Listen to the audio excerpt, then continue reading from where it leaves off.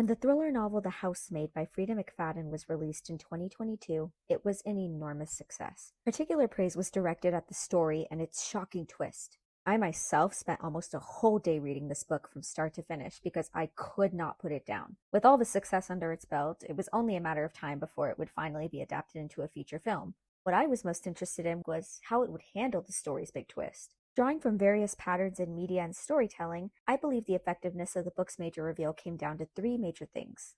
1. Our two female leads both perform their own versions of womanhood that the audience is already conditioned to believe in. 2. Story never abandons Millie's point of view up until the very moment the twist is revealed. And 3. It allows the audience to wrestle with new questions without gaslighting them. I will assess how these patterns were implemented into the story and why they made the twist effective. Now, without further delay, let's get into it.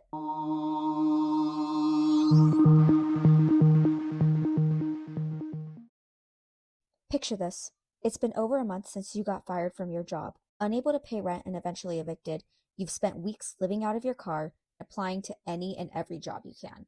But with your prison record, it's almost impossible to get hired anywhere.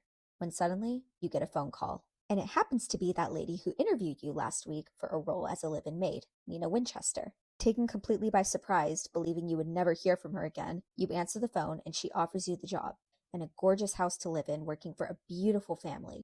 Everything seems to be falling into your lap. The only problem that remains?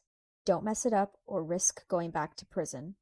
This is the perspective from which we will be viewing everything in this movie. Because her situation is so dire, she is completely determined to do everything she can to keep this job and preserve the lifeline that has been thrown to her. And because we are seeing it from her point of view, whatever's a threat to her is a threat to us. Those whom we feel are hurting Millie are automatically written off as unlikable or untrustworthy. Those who help her and make her life easier are immediate allies whom we root for. It becomes clear as the story goes on which characters fall under which category. Beginning with Nina, Millie's initial view of her is that she is nice and normal enough for a lady this rich. She, however, soon learns that there is more to her than meets the eye. From the very first day of work, Nina seems to do everything in her power to purposefully make Millie's job difficult. When she arrives for her first day, Millie notices how completely messy the house is compared to when she was first interviewed, which gradually starts to become a common reoccurrence. She forces her to sleep in the attic. This attic also happens to lock from the outside. Even the energy of the room makes Millie extremely uncomfortable. She has even refused the right to use any of the accommodations the house comes with, such as the home movie theater. Any of these habits would be enough to presume that someone is, at the very least, insanely rude and contemptuous. But Nina constantly alternates between kindness and generosity to bullying and gaslighting. On one day, she may tell Millie how amazing she is and how she would have no idea what she would do without her. And the next, gossip about what a terrible maid she is to her fellow PTA friends. On another day, she could give Millie a bunch of new designer clothes that she says she doesn't need anymore, and then the next, accuse her of stealing them. In the film, Nina informs her right away that she is expecting a baby, leading her to think that much of her behavior could be driven by the raging hormones of pregnancy. She, however, learns that this, of course, was a lie. These weird behaviors of hers lead Millie to become more concerned and suspicious about Nina's mental state. These concerns are amplified by the number of pills she finds in Nina's bathroom, her abusive behavior towards her husband, and the gossip she picks up on from others in the town about her mental hospital stays, possible responsibility for her parents' death, and even her daughter's near one. We can see and feel that Nina is a growing threat to Millie's comfort and peace of mind as the story goes on. Naturally, Millie looks to grab onto anything that feels remotely safe or stabilizing to the chaos. Enter Andrew Winchester. When Millie first meets Nina's charming and wealthy husband, Millie notices right away how attractive and down-to-earth he is in comparison to his wife.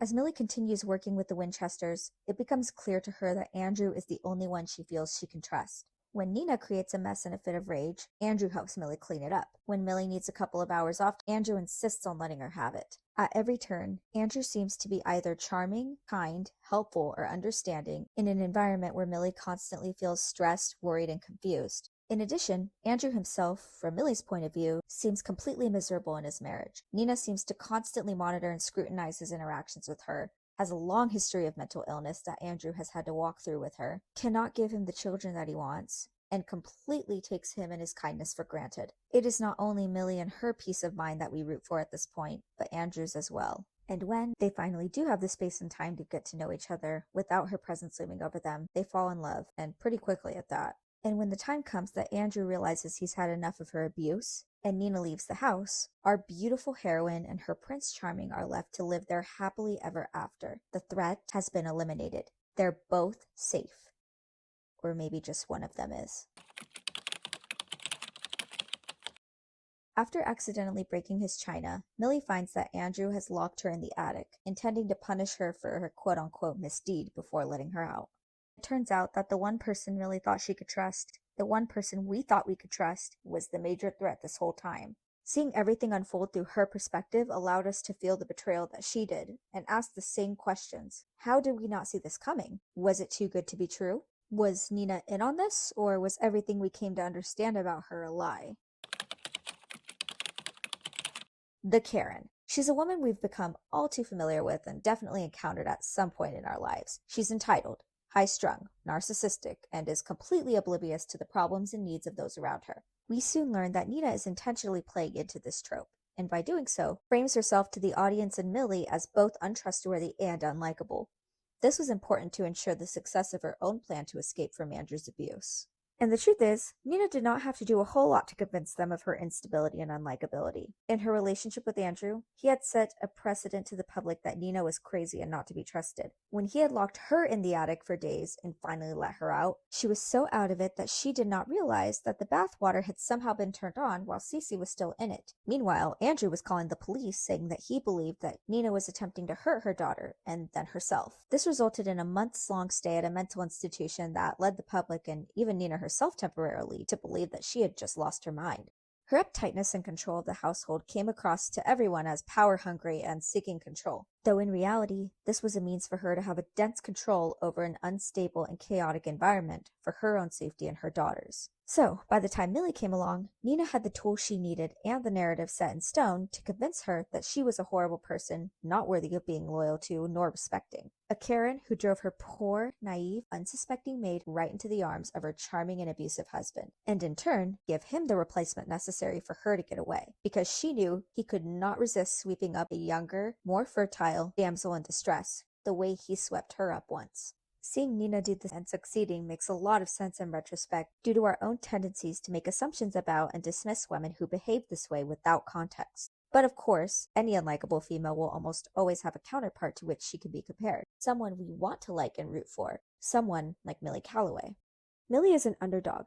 She is essentially set up to be Nina's polar opposite. She lacks all the comforts and pleasures of life at Nina's disposal, but has all of the ideal qualities of femininity that she doesn't. She is hardworking, self-aware, and respectful. All of these are qualities not only in a hero we desire to root for, but a woman we desire to root for. But Millie's true nature is something that, while hinted at throughout the story, is played out as a big reveal by the end. We find that she's not some helpless damsel in distress, but extremely capable of handling herself in the face of danger. When Andrew attempts to hurt her in the way he had Nina, she immediately and pretty swiftly turns the tables on him, becoming the victor and making him her victim, eventually killing him off. And it turns out that she has a history of doing this to men who've hurt her and others, which is exactly how she ended up in prison.